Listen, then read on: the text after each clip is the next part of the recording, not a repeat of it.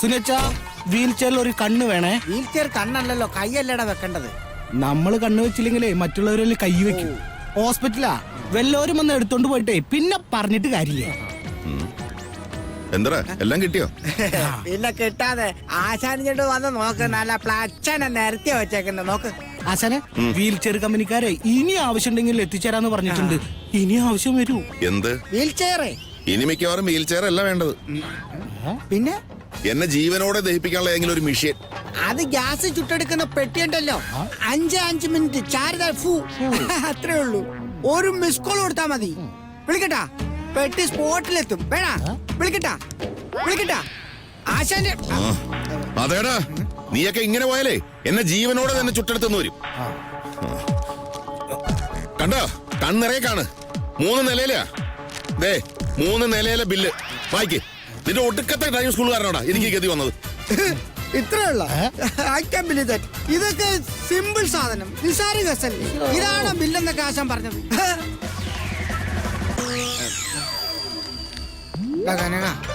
നീ ആശാന്റെ കൂടെ പോയി ബില്ലടക്കി. ഈ സ്ട്രെച്ചറിന്റെ കാര്യമൊക്കെ ഞാൻ നോക്കിക്കോളാം. സ്ട്രെച്ചർ അല്ലടേ, വീൽ ചെയർ. ഇപ്പോഴത്തെ അവസ്ഥയിൽ രണ്ടും കണക്കാടാ. ആശാനെ, വീൽ ചെയറിന് വല്ല ഭംഗിക്കുറവുണ്ടെങ്കിൽ ഇപ്പൊ പറയണം, മാറ്റിയെടുക്കാം. ഒരു മിസ് കോൾ മതി, പിന്നെ മാറ്റാൻ പറയരുത്. ഇങ്ങോട്ട് വാ. വേണ്ട, ഇങ്ങോട്ട് വാടാ, ഒരു കാര്യം പറയാനാണ്. ഇവിടെ വായി നോക്കി കഥ അകത്തുള്ളവരെല്ലാരും വിളിച്ച് വണ്ടി കയറ്റിക്കൊള്ളണം കേട്ടോ. ഞാനും ഇവരും കൂടെ പോയിട്ട് ബില്ലടച്ചിട്ട് വരാം. കാണാൻ കൊള്ളാവുന്ന 2 നേഴ്സുമാരോടെ കയറ്റി. വീട്ടിലുള്ളവർ മാത്രം. അപ്പൊ കാണാൻ കൊള്ളാവുന്നവര് വേണ്ട. ആശാനെ, ബസ് സ്റ്റാൻഡിൽ നിന്ന് 2 പേരെ കൂടെ കയറ്റിക്കോട്ടെ. ഇപ്പഴാ എനിക്കൊരു അച്ഛനുണ്ടെന്ന് ഓർമ്മ വന്നു. ഈ ആശാന്റെ ഓരോ കാര്യങ്ങള്.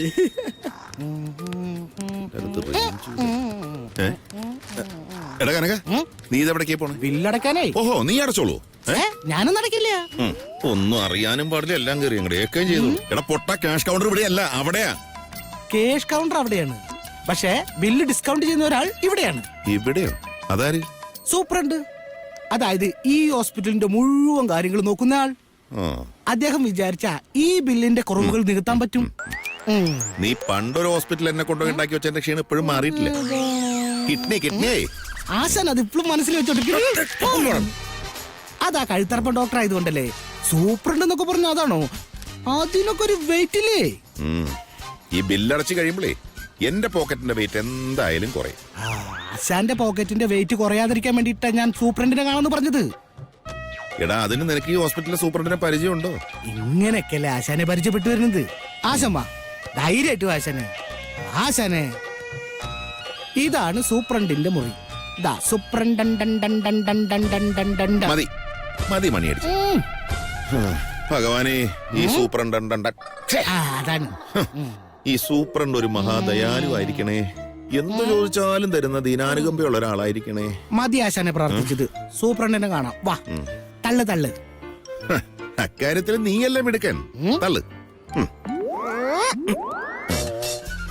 അതിലല്ലേ ഇതിവിടെ വെക്കണം. സൂപ്രണ്ടാശൻ ഇവിടെ ഇല്ലെന്ന് തോന്നുന്നു. കൈ ഇവിടെ മറന്നു വെച്ച് എവിടെയോ പോയിരിക്കുക. കൈ മാത്രമല്ല, തലയുണ്ട്. നീ മിടല്ലേ. നമസ്കാരം സൂപ്രണ്ട് സാർ.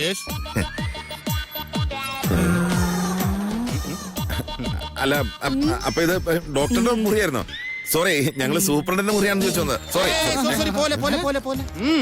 അതെ, ഇതെന്താ? ഇത് കോട്ടല്ലേ? ഈ കോട്ടിടുമ്പോൾ ഞാൻ ഈ ഹോസ്പിറ്റലിലെ ഡോക്ടറാണ്. ഈ സ്യൂട്ട് ഇടുമ്പോൾ ഞാൻ ഈ ഹോസ്പിറ്റലിലെ സൂപ്രണ്ടാണ്. അപ്പൊ ഈ കോട്ടൂരുമ്പോളോ? വീട്ടുകാര്യങ്ങളിൽ ഭാര്യയെ സഹായിക്കുന്ന ഒരു ഉത്തമ കുടുംബ സ്നേഹിയായ ഭർത്താവ്. അപ്പൊ അടുക്കളപ്പണയുണ്ട്. എന്നാൽ ഈ ഹോസ്പിറ്റലിലെ വലിയ വലിയ കാര്യങ്ങൾ ചർച്ച ചെയ്യുമ്പോൾ ഞാൻ ഈ ഹോസ്പിറ്റലിലെ മുതലാളിയാണ്. അത് ശരി. അപ്പൊ ഇയാളാണ് ഈ കാണുന്നതിന്റെ ഒക്കെ മുതലാളി. എടാ കനക, പറഞ്ഞിട്ട് കാര്യമൊന്നുമില്ല, നമുക്ക് പോകാം. ഇനി ഇവിടെ നിന്ന സൂപ്രണ്ടിനെ കണ്ടതിന്റെ ബില്ല് കൂടി ഇയാൾ ഈടാ.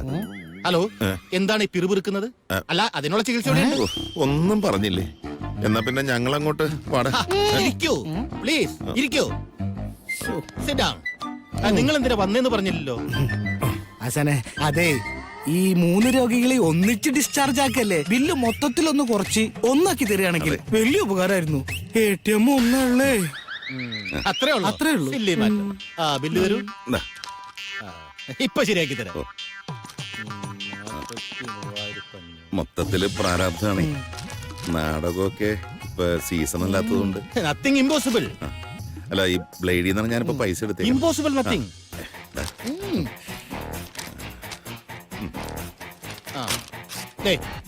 ഈ 3 ബില്ല് കൂടി ഒന്നാക്കിയിട്ടുണ്ട്. ഹാപ്പി ആയില്ലേ? വളരെ സന്തോഷം. പിന്നെ ഈ ബില്ല് ഒന്നാക്കിയതിന്റെ സർവീസ് ചാർജ് ഒരു 500 രൂപ അതും കൂടി ചേർത്തടച്ചോ. എടാ വെളുക്കാൻ തേച്ചത് പാണ്ടായല്ലോ. അതിനും മരുന്നുണ്ട് ഇവിടെ, പാണ്ടിന്റെ മരുന്നേ.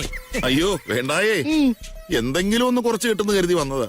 തൃപ്തിയായി. ആ മിസ്റ്റർ പ്രേംലാൽ, എനിക്ക് ബില്ലിൽ കുറവൊന്നും വരുത്താൻ സാധിക്കില്ല. പക്ഷേ എനിക്ക് ചില ഓഫറുകൾ നിങ്ങൾക്ക് തരാൻ സാധിക്കും. ഓഫർ ആയാലും മതി. അയ്യോ, അതെ, ഇവിടെ പൈൽസിന്റെ ചികിത്സ ഉള്ള കാര്യം അറിയാലോ. ഒരു മാസം 10 പൈൽസ് രോഗികളെ സംഘടിപ്പിച്ചു തന്നാൽ 10% കമ്മീഷൻ. അതുപോലെ തന്നെ ഹലോ, അതുപോലെ തന്നെ ഓരോ അസുഖങ്ങൾക്കും പ്രത്യേകം പാക്കേജസ് ആണ്. Look at that. എന്താ വായിക്കൂ. ഈ ഹോസ്പിറ്റലിൽ മുട്ടുമാറ്റിവെക്കൽ ശസ്ത്രക്രിയ സൗജന്യം. സൗജന്യമല്ല, സൗകര്യം. സൗകര്യം. ആ, മനസ്സിലായില്ലേ? മുട്ടുമാറ്റിവെക്കൽ ശസ്ത്രക്രിയക്ക് 40% കമ്മീഷൻ. കൂടാതെ ഈ രോഗികളെ നിങ്ങൾ കൊണ്ടുവന്ന് കഴിഞ്ഞാൽ നിങ്ങളുടെ മുട്ടുകാലും മാറ്റിവെക്കും ഫ്രീ ആയിട്ട്. എടാ മാത്രമല്ല രോഗികളുടെ എണ്ണം കൂടുന്നതനുസരിച്ച് നിങ്ങളുടെ വരുമാനവും വർദ്ധിക്കും. പൊസിഷനിലും മാറ്റം വരും. എന്താ ഒരു കൈ നോക്കുന്നോ? ആശാനെ, ഇത് ഹോസ്പിറ്റലാണോ അതോ മൾട്ടി ലെവൽ മാർക്കറ്റിംഗ് കമ്പനിയാണോ? കനക എനിക്കിവിടെ എടുത്ത് നിൽക്കണം കേട്ടോ. ഓ ഭ്രാന്ത്, അതിന് മാത്രം ഇവിടെ ചികിത്സയില്ല. ബൈ ദ ബൈ, ഏജന്റുമാരായിട്ട് നിങ്ങൾ ഇപ്പോൾ തന്നെ ജോയിൻ ചെയ്യുന്നുണ്ടോ? ഇപ്പോൾ ജോയിൻ ചെയ്ത് കഴിഞ്ഞാൽ അതിന് പ്രത്യേക ഓഫർ ഉണ്ട്. 10 പൈൽസ് രോഗികൾക്ക് പകരം 8 രോഗികളെ കൊണ്ടുവന്നാൽ മതി. പക്ഷേ കമ്മീഷൻ 10% തന്നെ കിട്ടും. അതെ, ആലോചിച്ചിട്ട് പറയാം. ഓ മതി. വരട്ടെ. ഓ പാടാ. നടുവൊടിഞ്ഞ് ചാവാൻ വേണ്ടി ഇട്ടേക്കാണത്. എടാ കനക, ഈ കാലമാടനെ വെച്ച് നോക്കുമ്പോ പലിശക്കാരൻ അവറാച്ചനുണ്ടല്ലോ, പുണ്യാളനാടാ, പുണ്യാളൻ. പുണ്യാളൻ അഗർബത്തി, നല്ല സിനിമ. സൂപ്പറിനാണോ? ഞാൻ അത്രയ്ക്ക് വൃത്തിയിട്ടവനാ. അയാള് അകത്തുണ്ടോ? എന്താ കാര്യം പറ. എന്റെ പൊന്ന് സാറേ, സൂപ്പറിനെ കണ്ടിട്ട് സങ്കടം പറയാനാ. എന്താ കാര്യം പറ. ഇന്നലെ അച്ഛന്റെ ഒരു കൂട്ടുകാരനെ കാണാൻ വേണ്ടി ഇവിടെ വന്നതാ. റൂം എവിടെയാന്ന് ചോദിച്ചു. അതൊന്ന് ലാബിലായി പോയി. എന്നിട്ട് അവരപ്പ തന്നെ അച്ഛനെ പിടിച്ച് കംപ്ലീറ്റ് ബ്ലഡ് ടെസ്റ്റ്, മലവും മൂത്രവും എടുക്കാവുന്നതെല്ലാം എടുത്ത് ടെസ്റ്റ് നടത്തി. അതിന്റെ കൂടെ ഒരു സ്കാനിങ് നടന്നു. എന്തിന്? അത് അവർക്കും അറിയില്ല, എന്റെ അച്ഛനും അറിയില്ല. എന്നിട്ട് ഇപ്പൊ അച്ഛൻ എവിടെയുണ്ട്? തിയേറ്ററിലുണ്ട്. ഓ അത് ശരി. അതിന്റെ ഇടയ്ക്ക് സിനിമ കാണാനും പോയാ? ഏത് സിനിമയ്ക്ക്? അതല്ല, ഓപ്പറേഷൻ തിയേറ്ററിലാ. അനിസ്തേഷ്യ കൊടുത്ത് കിടത്തിരിക്കുക. ഇപ്പൊ ഓപ്പറേഷൻ കഴിഞ്ഞ് കാണും. ശ്ശോ, എന്തൊരു അന്യായത്. ഹോസ്പിറ്റലിൽ കിടക്കുന്ന ഒരാളെ കാണാൻ വന്നതല്ലേ നിങ്ങളുടെ അച്ഛൻ? എന്റെ അച്ഛൻ വഴി ചോദിച്ചു പോയതാ. പക്ഷേ ഇപ്പൊ വഴിയിലായത് ഞാനാ. ഇപ്പൊ ഹോസ്പിറ്റലുകാരെ പറഞ്ഞേ ഇതിന്റെയൊക്കെ ബില്ല് കെട്ടി വെച്ചിട്ടേ അച്ഛനെ ഒന്ന് കാണാൻ പറ്റൂന്നാ. ആട്ടെ, അച്ഛൻ എത്ര പ്രായമുണ്ട്? 82 വയസ്സ്. അപ്പൊ ഒക്കെ പോയതാ. എക്സ്പയറി ഡേറ്റ് കഴിഞ്ഞ ബാറ്ററി അല്ലേ? ഇനിയിപ്പോ ഇതൊക്കെ കാശ് കൊടുത്ത് റീചാർജ് ചെയ്യണത് വേണോ? അതെന്താ? അല്ല, ഒരു 2 മാസം. അത് കഴിയുമ്പോ ഇത് തനിയെ സ്വിച്ച് ഓഫ് ആയിക്കോ. അല്ലടാ? എന്നാലുണ്ട്. അപ്പൊ വരട്ടെ, സമയം ഉണ്ടെങ്കിൽ ചടങ്ങിന് കാണാം. ഓക്കെ, അപ്പൊ നമുക്ക് പൊളിക്കണം.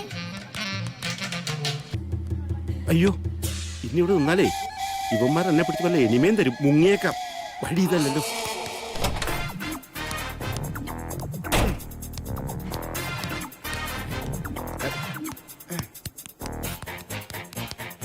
എന്റെ ആശാനെ, നിങ്ങളെന്താ ഇവിടെ തന്നെ ചുറ്റിക്കറങ്ങി കിടക്കുന്നത്? ഇവിടുന്ന് പോണ്ടേ? അതെ, 2 മാസത്തെ സുഖവാസത്തിന് വന്ന് കിടപ്പും കഴിഞ്ഞ് മുട്ടിലെ പൊടി തട്ടി പോവാനേ അച്ചി വിടലടാ. ബില്ലടക്കാൻ പോയതാ, അതിനാ പോയത്. ആട്ടെ, രോഗികളൊക്കെ വണ്ടി കയറ്റി. അതൊക്കെ ഉള്ള സ്ഥലത്ത് ഉള്ളതുപോലെ അടുക്കി പറക്കി വെച്ചിട്ടുണ്ട് ഞാൻ. 1-ാം ഭാര്യ മകളും ഒരു വശത്ത്, 2-ാം ഭാര്യ മകളും മറ്റൊരു വശത്ത്. ഇതിന്റെ ഇടയ്ക്ക് ഭാര്യ പിണങ്ങി പോയ അംബുജാക്ഷൻ രാവണനെ മറ്റൊരു സ്ഥലത്ത് പ്രതിഷ്ഠിച്ചിട്ടുണ്ട്. പിന്നെ വളിച്ച കോമഡി ആക്കാനല്ല ഞാനിവിടെ നിൽക്കുന്നത്. ഇതിനു മുമ്പ് വളിച്ച കോമഡി കേൾക്കുമ്പോ കക്കാന്ന് ചിരിക്കുമായിരുന്നു. നീ എന്റെ ആശാന ആ ചകിരിത്തലന്റെ വർത്താനം കേട്ട് കണ്ട. വാ ആശാനെ, നമുക്ക് പോവാം. No, I can't believe that. I am the driver. ആശാനെ വേണ്ട, വണ്ടി ഞാൻ എടുക്കാം. വണ്ടി ഞാൻ എടുക്കാന്ന് പറഞ്ഞില്ലേടാ? വേണ്ട, ഞാൻ എടുത്തോളാം. ഞാൻ എടുക്കാന്ന്. ഈശ്വരോ, അതെ, ഇതൊരു ചന്തയല്ല, ഹോസ്പിറ്റലാണ്. സമാധാനമായാലോടാ. ഇപ്പോഴായിരിക്കും സമാധാനമായത്. ദേ, ആര് വണ്ടി എടുത്താലും വേണ്ടില്ല. ഇനിയൊരു ഹോസ്പിറ്റലിലേക്ക് കെട്ടിയെടുക്കാനുള്ള സാഹചര്യം ദയവ് ചെയ്ത് നിങ്ങൾ രണ്ടുപേരും ഉണ്ടാക്കരുത്. ഞാൻ വേണമെങ്കിൽ കാല് പിടിക്കാം. എനിക്ക് താങ്ങാനുള്ള ഒരു കരുത്തില്ലാത്തോണ്ട്. എന്നാ പിന്നെ വണ്ടി കനക എടുത്തോട്ടെ.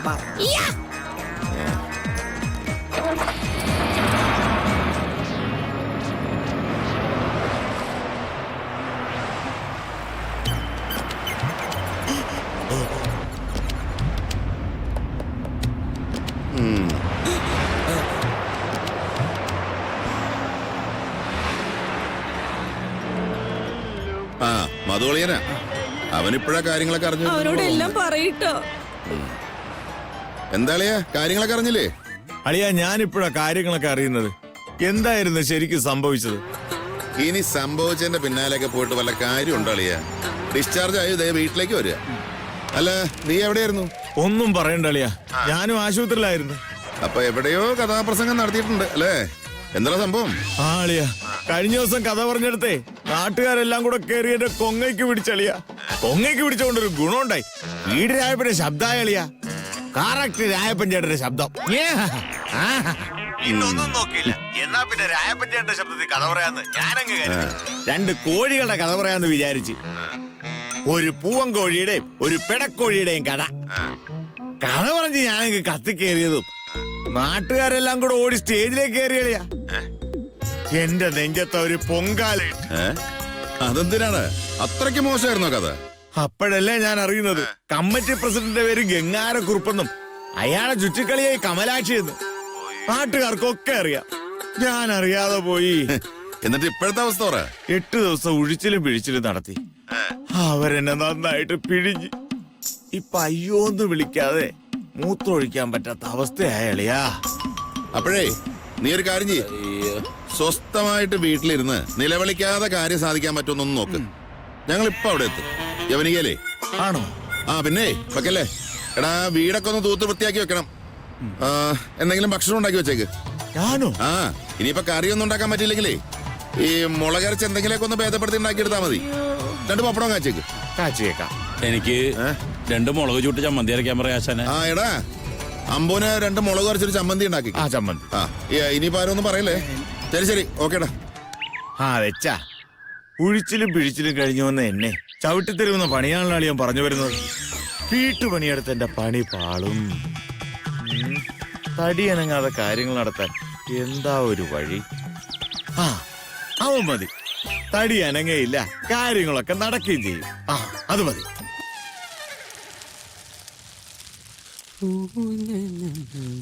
ആ, വട്ടത്തി കറക്കി നന്നായിട്ടങ്ങ് പരത്ത്. ആ,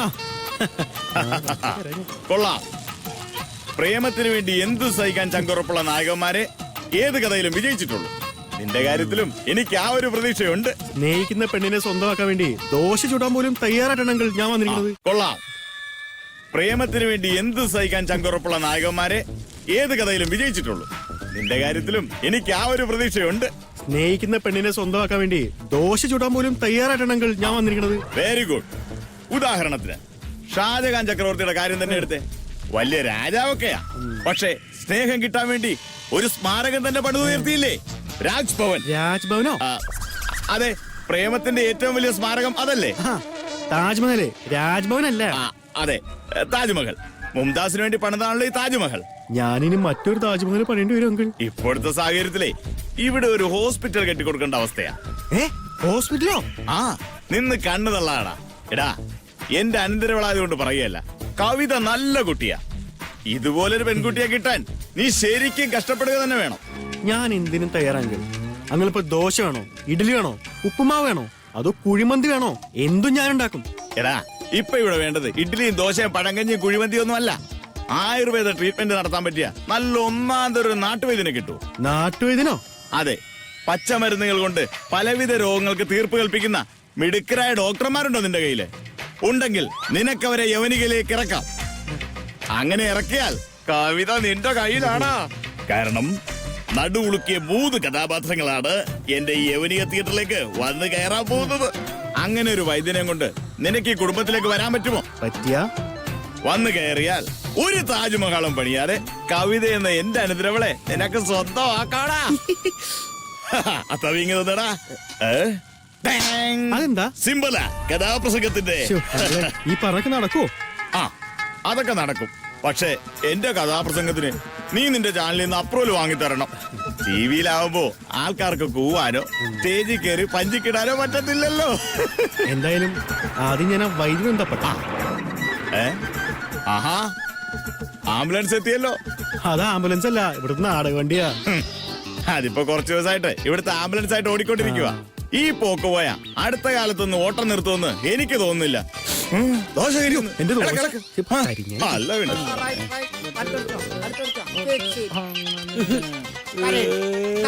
മോനൊന്നുമില്ല, ഒന്നുമില്ല.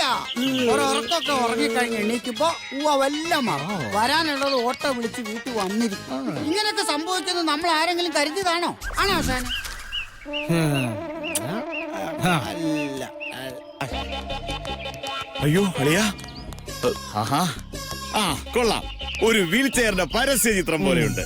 അളിയാ, പെങ്ങളുടെ ഇരിപ്പ് കണ്ടല്ലോ. എഴുന്നേറ്റ് നടക്കണമെങ്കിൽ നല്ല ട്രീറ്റ്മെന്റ് കൊടുക്കേണ്ടി വരും. അത് വേണം. അളിയ മ്യൂസിക് തെറാപ്പി ഈ അമ്പുവിന്റെ അടുത്ത് നല്ല ഭരണിപ്പാട്ട് വരെ ഞാൻ പാടി, പക്ഷെ നോ രക്ഷ. പിന്നെ ആശാനെ നല്ലൊരു മ്യൂസിക് തെറാപ്പി ഉണ്ട്. അതായത് ചന്ദ്രലേഖ എന്ന് പറഞ്ഞ സിനിമയില് മോഹൻലാൽ ഒരു ഉഗ്രം പാട്ട് പാടുന്നുണ്ട്. ഇതുപോലെ വീൽ ചെയറിൽ ഇരിക്കുന്ന സുകന്യ എഴുന്നേറ്റ് നിൽക്കുന്നുണ്ട്. ആ സംഭവം നമുക്കൊന്ന് പരീക്ഷിച്ചാലോ? അപ്പോ ഞാൻ ആ പാട്ട് പാടണം എന്നാണ് നീ പറയുന്നത്. പക്ഷെ ഈ പാട്ട് അത് പിന്നെ ഈ സാസര് സാസര് സാസര് സാസര് സാസര് സാസര് സാസര് സാസര് സാ അവിടെ നിൽക്കണം. ഇല്ലെങ്കിൽ ശ്വാസം മുട്ടി ചത്തുപോകും. അവിടുന്ന് നേരെ താഴെ വന്നിട്ട് നിന്റെ തിരുനടയിൽ അതുവരെ പോണം. എങ്കിൽ ഒരു കൈ നോക്കാം.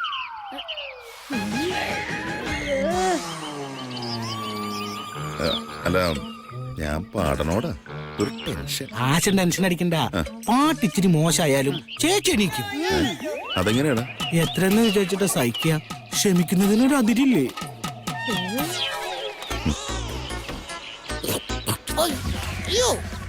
ആഹാ, ഡോക്ടർ പറഞ്ഞിരിക്കുന്നതേ ഒരു അത്ഭുതം എപ്പോ വേണമെങ്കിൽ നടക്കാമെന്നാ.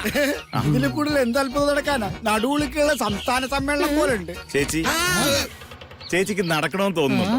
ഓ എന്തിന് ഈ ഇരിപ്പൊരു സുഖാടാ, ഒന്നും അറിയണ്ടല്ലോ. കൊള്ളി ഒരു കുഴപ്പമില്ല, വെറുതെ ഇരിക്കുമ്പോ സുഖമാണെന്ന്. പണിയൊന്നും എടുക്കണ്ടല്ലോ. പുഷ്ടം. ഈശ്വര, എന്നെ സുഖാക്കുന്നതിന് മുമ്പ് ഹേമെ സുഖാക്കണേ.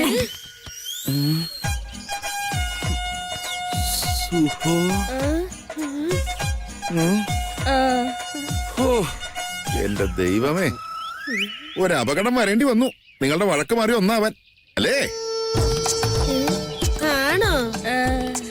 അളിയോ, എന്തോ ഒരു പ്രളയം വന്നപ്പോ നമ്മൾ മലയാളികളെല്ലാം ഒന്നായില്ലേ? അതുപോലെയാണ് ഇത്. കണ്ടാശാന് നമ്മുടെ നീലക്കാർവണ്ണം വന്നതിന്റെ ഐശ്വര്യം കണ്ട. പ്രേമേട്ട ഓ ഒന്നിങ്ങ് വന്നേ. പറഞ്ഞോളൂ. അതെ, അവള് പെട്ടെന്ന് സുഖാണോന്ന് ഞാൻ പറഞ്ഞത് എന്താന്നറിയോ? ഈ വീട്ടിലെ പണി മുഴുവൻ അവളെ കൊണ്ട് എടുപ്പിക്കാനാ. കണ്ടാശാന് നമ്മുടെ നീലക്കാർവണ്ണം വന്നതിന്റെ ഐശ്വര്യം കണ്ട. പ്രേമേട്ട ഓ ഒന്നിങ്ങ് വന്നേ. പറഞ്ഞോളൂ. അതെ, അവള് പെട്ടെന്ന് സുഖാണോന്ന് ഞാൻ പറഞ്ഞത് എന്താന്നറിയോ? ഈ വീട്ടിലെ പണി മുഴുവൻ അവളെ കൊണ്ട് എടുപ്പിക്കാനാ. ഓ അതായിരുന്നോ കാര്യം? ഞാൻ പലതും ആഗ്രഹിച്ചു സുഹു. അങ്ങനെ നിങ്ങൾ കൂടുതൽ ആഗ്രഹിക്കരുത്. അല്ല, പേഴ്സണലായിട്ട് പറഞ്ഞതാ.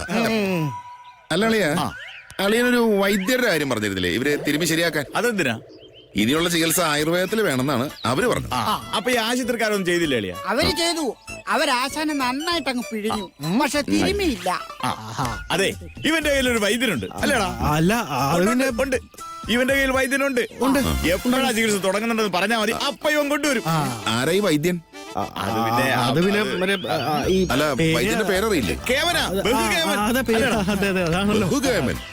വൈദ്യന് പറ്റിയ പേര്. അപ്പൊ ഈ വൈദ്യശാല എവിടെയായിട്ടാണ്?